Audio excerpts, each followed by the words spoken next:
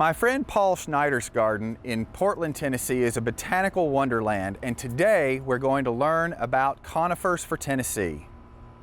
Paul, you have quite a collection of conifers, but let's start right here with this one. All right, what we've got here, Troy, is Tujopsis dolobrata Hondai, Hondai being the cultivar. It's also known in a sort of a colloquial form as Hiba, H-I-B-A, Hiba false cedar. It's Asian.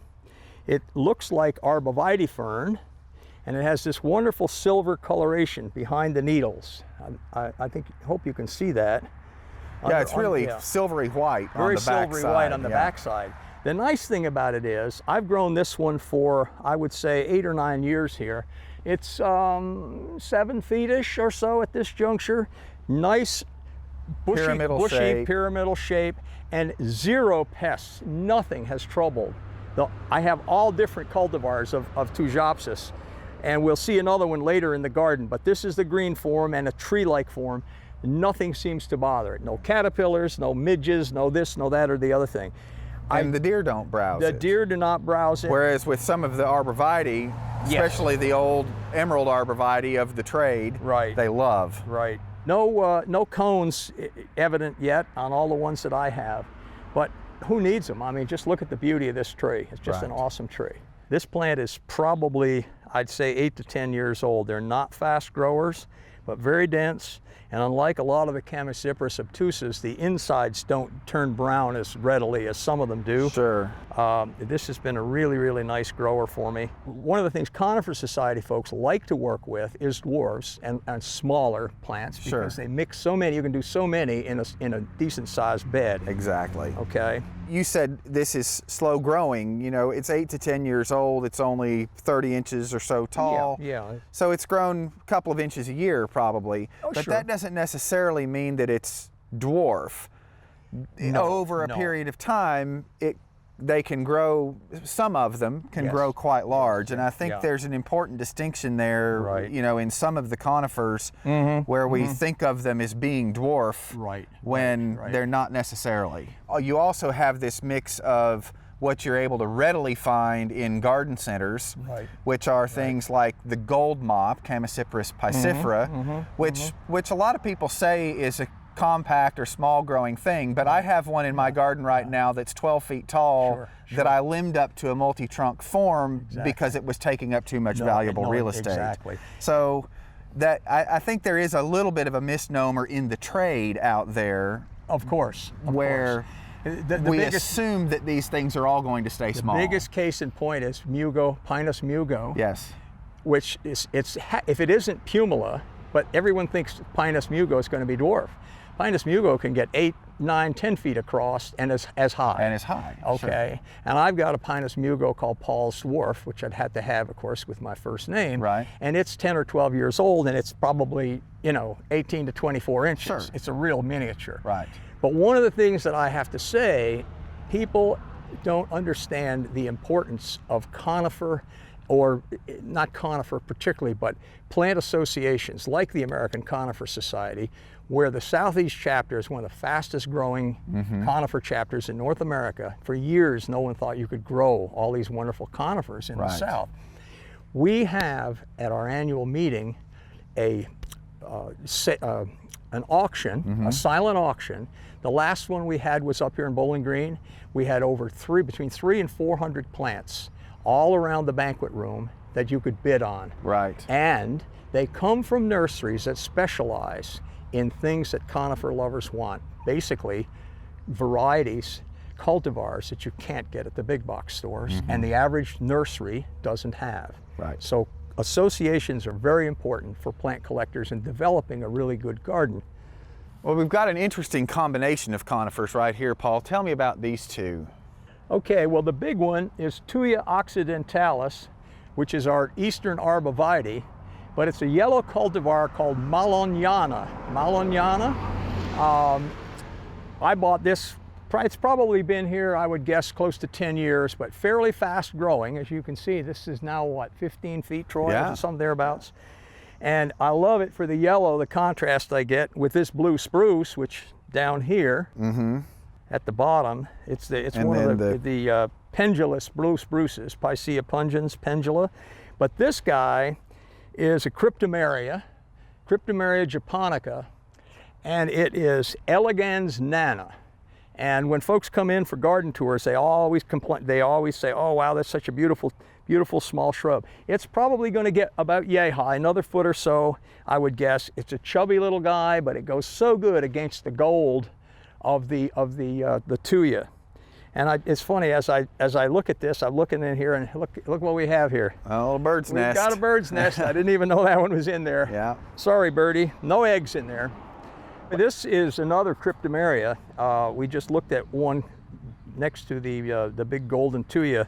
This is a true dwarf, okay? Right. It's Cryptomeria Japonica Tenzan, T-E-N-Z-A-N. It's a Japanese cultivar.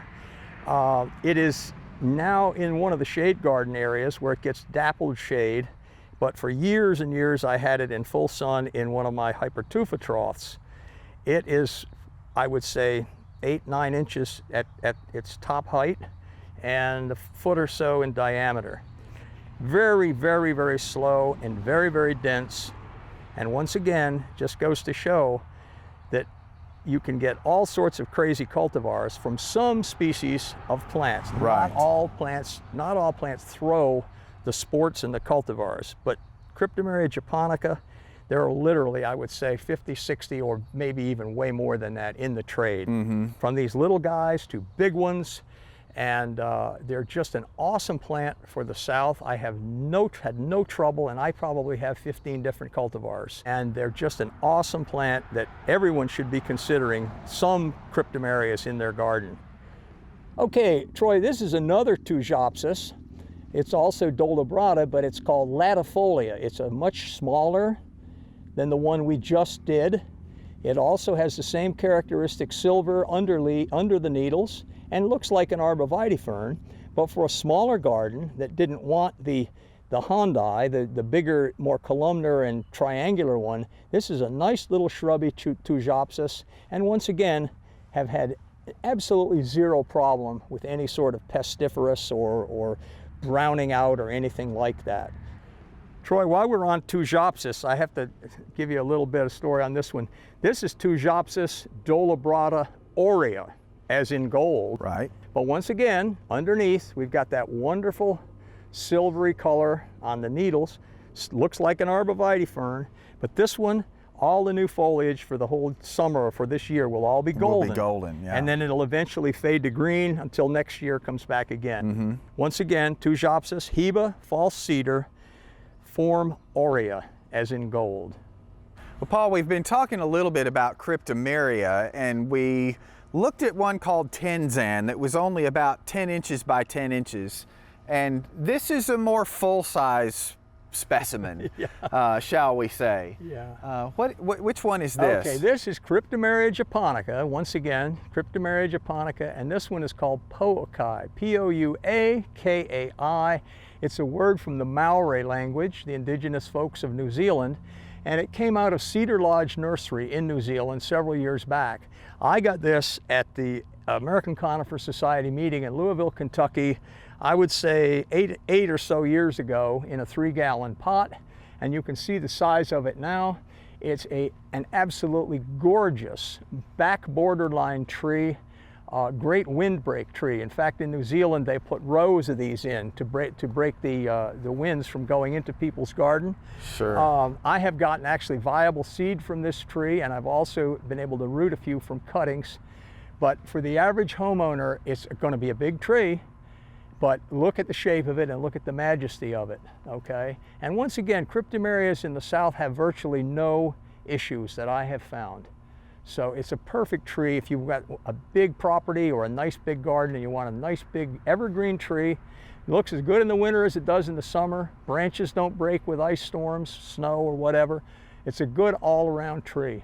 Well, Paul, I don't think a segment about your conifer collection would be complete without featuring this spectacular specimen of Juniperus rigida. Right. And this is one people probably aren't going to find just everywhere. But how did you come by this and get it to grow in such a spectacular way. Okay, well, it's the common name for it is the Japanese temple juniper. And years ago, when I was in the American Bamboo Society, we used to have our annual meetings in Savannah, Georgia, which meant I had to drive from here through Georgia. And I found a nursery, a small nursery run by Jim and Debbie Rogers, called Nearly Native Nursery. And I bought from them a Magnolia Acacia and a small Juniperus rigida, which I had never seen before. And I was just getting hooked on junipers because generally speaking, they're one of the cheaper conifers that you can buy. And little did I love the form of it. It was small, it was in a 3-gallon pot, and you can see what it's become. It's probably the prize right now in the conifer collection. Absolutely. I have, in all the years it's been here, which is over 10 now, I have gotten one seedling from it that I'm holding under lock and key because I just think it's probably one of the best big yard trees that a person could have in the South. Once again, no problem with any sort of critters. Right. And it's called rigida because of the stiffness of the needles. This is one that my late wife simply refused to weed under because the needles are like needles. Yes. The form is obviously flowing, but it's the needles that give it the name rigida. So there it is. It's just about ready to just start blooming right now on this branch. Well, it is always, always a pleasure to walk the garden with you and learn about all of these incredible plants that you have, and we thank you so much. Oh, it's my pleasure. Anytime. Good to see you. For inspiring garden tours, growing tips, and garden projects, visit our website at volunteergardener.org or on YouTube at the Volunteer Gardener channel, and like us on Facebook.